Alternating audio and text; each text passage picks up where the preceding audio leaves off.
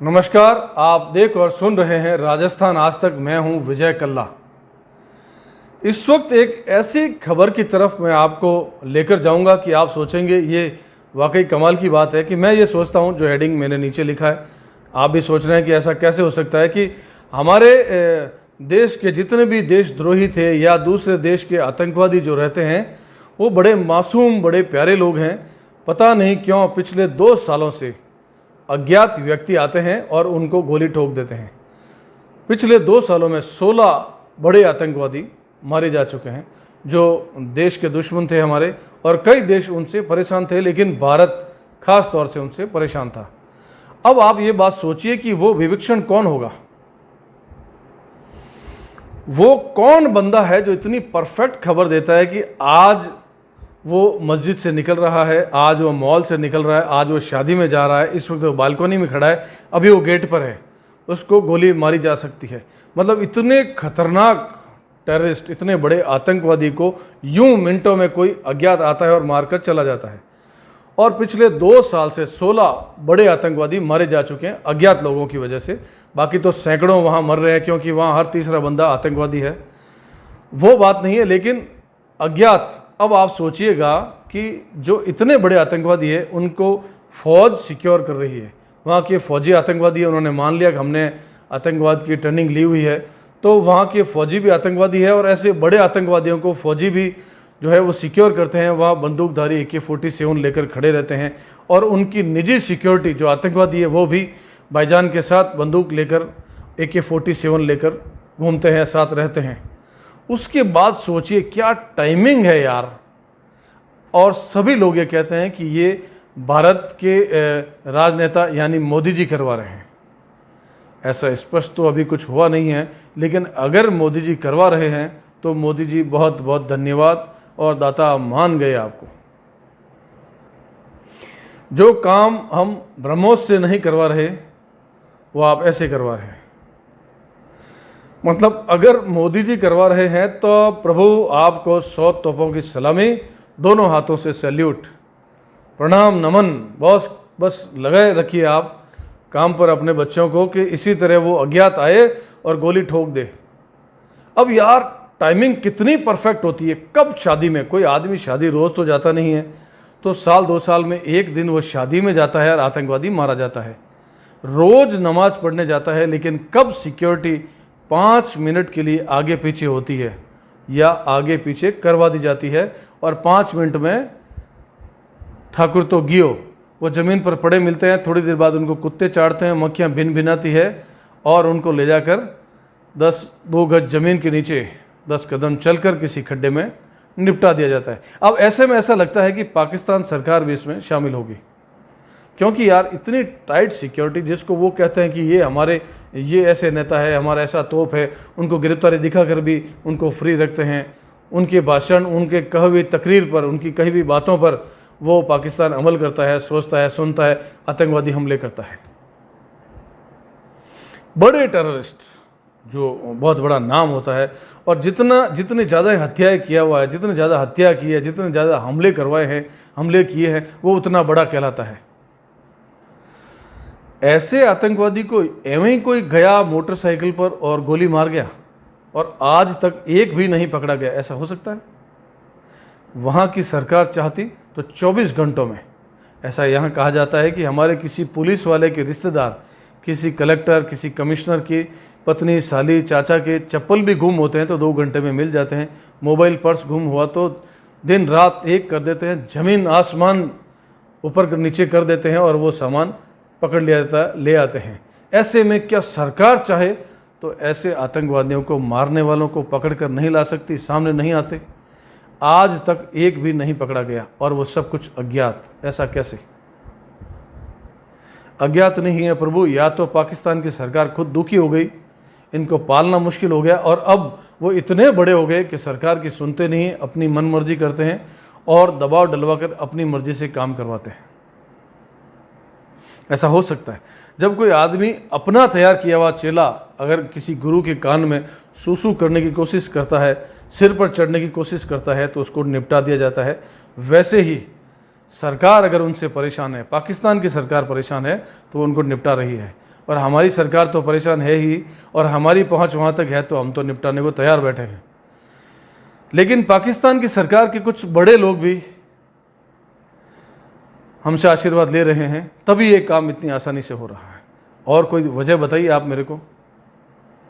दूसरी बात कि 2014 से पहले एक खास बात पर ध्यान दिलाऊंगा कि 2014 से पहले इतने सारे आतंकवादी हमले होते थे, जब मर्जी जहां मर्जी बम विस्फोट होते थे।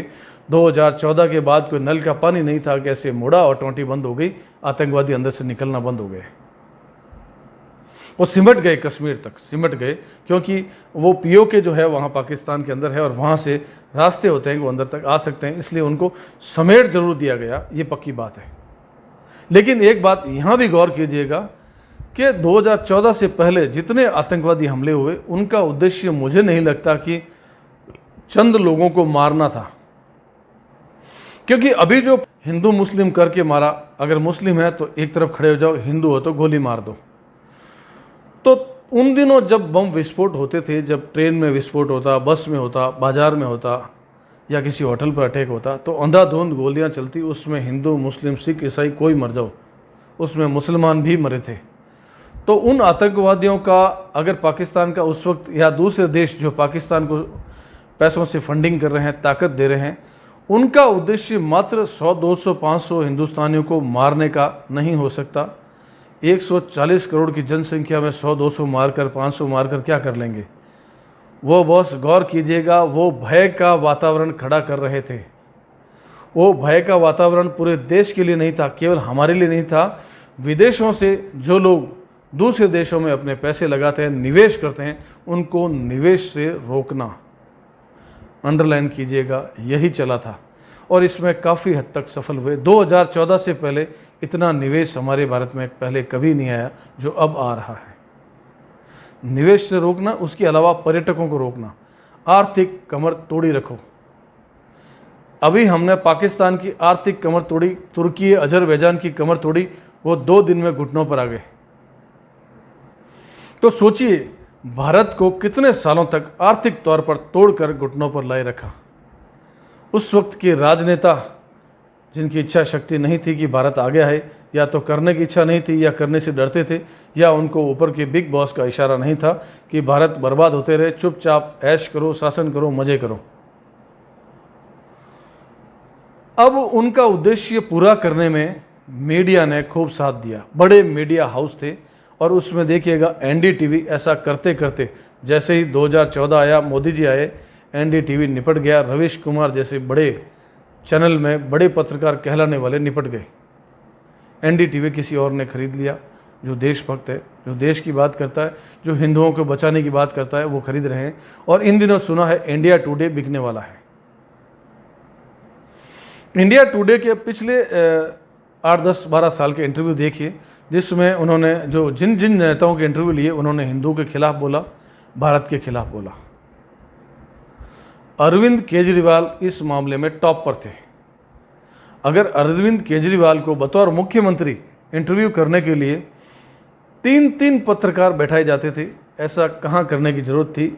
अगर सीएम है तो एक वरिष्ठ पत्रकार बैठ सकता है, 2 बैठ सकते हैं, लेकिन 3 बैठते थे।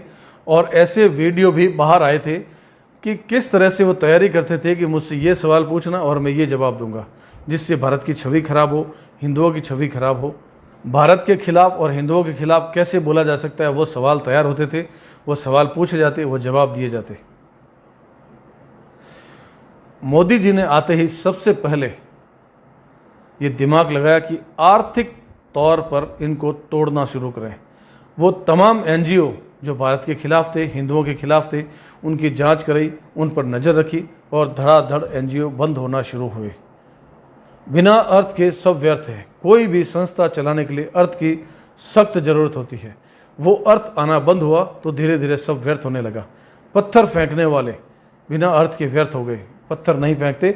कश्मीर में कितने सालों तक बड़े बड़े फौज के अधिकारियों को लाते, चप्पल जूतों से मारते, पत्थरों से मारते, और उनको पत्थर खाना था, मजबूरी थी, क्योंकि ऊपर से कहा हुआ था जो सरकारें थी कि कोई कुछ नहीं करेगा, आप जूते खाओ, मार खाओ, बेइज्जत करो।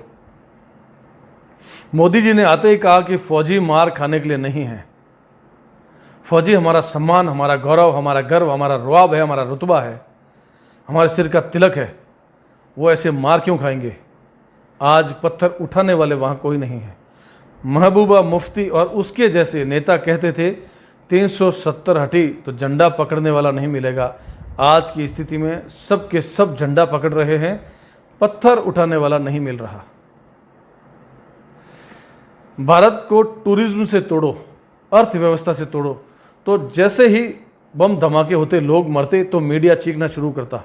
जो मीडिया पोषित था विदेशी पैसों से, वो चीखते चिल्लाते और एक वातावरण, एक नैरेटिव तैयार करते, और ये बातें, ये खबरें विदेश तक जाती कि विदेश में निवेश नहीं करना है और विदेश घूमने भी नहीं जाना है। विदेश मतलब भारत, भारत में घूमने जाओगे तो बस, ट्रेन, बस स्टैंड, एयरपोर्ट, किसी होटल में मार दिए जाओगे, ख़त्म कर दिए जाओगे, बम से चिथड़े चिथड़े हो जाओगे। ये भय का वातावरण बनाए रखा, जिससे हमारे यहाँ टूरिस्ट कम आते थे, हमारे यहाँ निवेश कम होते थे, और तो और हमारी यहाँ की प्रतिभाएं पलायन करके विदेश चली गई। इतनी प्रतिभाओं ने पलायन किया कि अमेरिका के पिछले राष्ट्रपतियों ने कहा था कि भारतीय इतने तेज है, इतना तेज दिमाग है कि इनसे सावधान रहो, वरना अमेरिकियों भीख मांगने जैसे हो जाओगे, बहुत पीछे रह जाओगे। तो वो तमाम प्रतिभाएं हमारे देश में क्यों नहीं? क्या यहाँ काम की कमी थी? क्या यहाँ उनका दिमाग कम चलता था? यहाँ दिमाग कुंद होता था? ऐसा नहीं था। चूंकि भय का माहौल था और रोकने की कोशिश थी नहीं, स्टार्टअप था ही नहीं, बैंक से लोन मिलता नहीं था, और जिनको मिलता उनको भागने का मौका दिया गया, करोड़ों अरबों लेकर भाग गए। 2014 के बाद आप देखिए कि ऐसी प्रतिभाएं वापस आने लगी, और यहाँ की प्रतिभाओं ने वहाँ जाना कम कर दिया, बंद कर दिया। अब बैंक से लोन मिल रहे हैं, स्टार्टअप हो रहा है, और ऐसे कि मोदी मन की बात में तारीफ करते हैं छोटी छोटी गांव की महिलाओं की, जो चाहे पापड़ बढ़िया बनाकर अपना जीवन यापन कर रही है, और उन पैसों से अगर उसने एक स्कूल खोली, फ्री में बच्चों को पढ़ाते हैं, तो उसकी बात मन की बात में की, सम्मान और रुतबा दिलाया। आज देखिए पद्मश्री, पद्म भूषण किनको मिल रहा है? जो ओरिजिनल है, जो हकदार है। पहले किनको मिलता था? आप देखिए 3 पत्रकारों को मिला कांग्रेस के टाइम में, जो भारत के खिलाफ, हिंदुत्व के खिलाफ बोलते थे। बरखा दत्त, सरदेसाई, और एक और पत्रकार है शायद पुण्य प्रसून, ऐसा कोई नाम है। ऐसे लोगों को आप सम्मान देते थे क्योंकि वो भारत के खिलाफ बोलते थे, वो हिंदू के खिलाफ बोलते थे। आतंकवाद का कोई धर्म नहीं होता, और दुनिया के तमाम आतंकवादी मुसलमान हैं। उस वक्त नैरेटिव गढ़ा गया, क्योंकि उनको पता है कि सब के सब मुसलमान जो हमला कर रहे हैं, आतंकवादी हैं, वो सब मुसलमान हैं। पूरे विश्व में मुसलमान आतंकवादी हमला करते हैं। तो उन्होंने नैरेटिव गढ़ा कि भारत में जो आतंकवाद है वो भगवा आतंकवाद, हिंदू आतंकवाद शुरू किया, लेकिन उसकी हवा जल्द ही निकल गई, बात ताबे आ गई। अगर मोदी सरकार नहीं आती तो इस बात को बहुत हाइट दी जाती, खूब बदनाम किया जाता। आज भी इनके बड़े नेता जो विपक्ष में बैठे हैं, वो कहते हैं कि हिंदू का मतलब डराना, हिंदू का मतलब हत्या करना, हिंदू का मतलब दंगे फैलाना, ये हिंदुओं के लिए कहा जाता है। और ऐसा कहते कहते पार्टियां खड्डे में चली गई, क्योंकि हिंदू जाग चुका है। 2014 के बाद हिंदुओं ने जागना शुरू किया। वैसे आमतौर पर कहा जाता है कि मोबाइल के व्हाट्सअप, फेसबुक, इंस्टा, ये सब कुछ, ट्विटर वगैरह, हम उनको परेशान करते हैं, हमारा जीवन डिस्टर्ब करते हैं, हम पढ़ाई में, नौकरी में, काम धंधे में ध्यान नहीं दे पाते। लेकिन इन्हीं माध्यमों ने, सोशल मीडिया ने हमको जगाया, हमको बताया हिंदुत्व क्या है, वोट की ताकत क्या है। एक शिकायत आप लोगों से, हम सबसे है कि मोदी जी ने मांगा था 400 पार, हमने क्या किया? 300 पार नहीं होने दिया। और अब जब अटैक हुआ तो हमने कहा मोदी जी हमको बचाना, हमें सुरक्षित रखना, और मोदी जी ने हमें सुरक्षित रखा। एक पिता की तरह अपने पुत्रों को, अपने पुत्रियों को, अपने बच्चों को, अपनी बहुओं को, सबको सुरक्षित रखा, माताओं बहनों को सुरक्षित रखा। एक भी हमला हम पर नहीं हो पाया। पर मोदी जी को हमने क्या दिया? धोखा। चुनाव फिर आ रहे हैं, मैं उनका कोई प्रवक्ता नहीं हूं, लेकिन मोदी जी ने साबित किया कि 2 बैसाखियाँ हमने उनको दी, जो कभी भी अगर निकल जाए तो सरकार धड़ाम से नीचे गिर जाएगी। फिर भी उन बैसाखियों को मजबूत किया, सीमेंट लगाई, और अभी जो ऑपरेशन सिंदूर हुआ, हमें सम्मान, गौरव और रुतबा दिलाया। हमने वोट नहीं दिया, फिर भी देखिए देश की तरक्की किस लेवल पर हो रही है कि आज हमारा पासपोर्ट वीवीआईपी हो गया विदेशों में। इंडिया, भारत कहते ही सम्मान की नज़र से देखा जाता है। हमारी चेकिंग ज़्यादा नहीं होती, वरना दूसरों के पैंटें उतरवाई जाती है। तो मोदी जी ने जो मांगा हमने नहीं दिया, फिर भी हमने जो मांगा और नहीं मांगा सब कुछ मोदी जी दे रहे हैं। तो उस वक्त का जो नैरेटिव था, एक बार फिर उस बात पर आऊँगा कि मीडिया ने दबाकर भारत को बदनाम किया कि यहाँ सुरक्षित माहौल नहीं है, इसलिए इन्वेस्टमेंट यहाँ नहीं करें और जो प्रतिभाएं हैं वो पलायन करके भाग जाए। अब प्रतिभाएं आ रही है और इन्वेस्टमेंट भी आ रहा है।